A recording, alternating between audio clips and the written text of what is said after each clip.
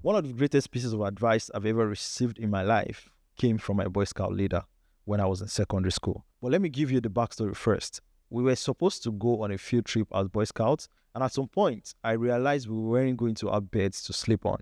And immediately, my mind went into panic mode. I started thinking, how is this going to work? How do I leave my comfort bed and go sleep on a hard surface? How is this trip ever going to be enjoyable? So I spoke to my Boy Scout leader about it. And one thing he told me that stuck with me until today is that he said the only reason I felt like the trip wouldn't be fun was because I was focusing on the painful part of the experience, the discomfort, the lack. Then he said something that, has stayed with me ever since. He said, whenever you are going through something painful, don't focus on the pain. Focus on the parts of the situation that bring you joy. At the time, it sounded simple, almost too simple. But over the years, that advice has completely changed how I think, especially when I'm going through difficult moments in life.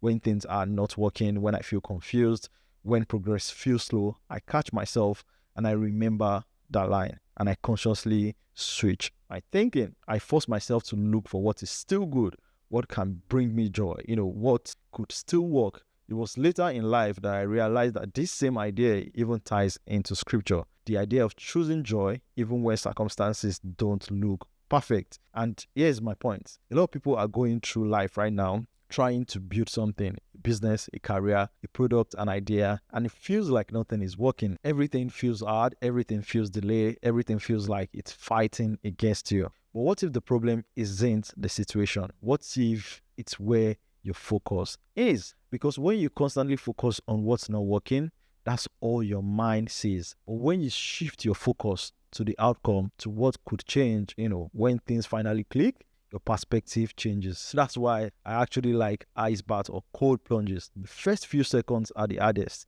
Your mind panics, your mind resists, but after a short while, your body adapts, your brain adjusts, and it becomes easier. I think life works the same way too. When you choose to focus on the positive instead of the negative, even in discomfort, you give yourself the chance to adapt. And when your perspective changes, everything else starts to feel lighter.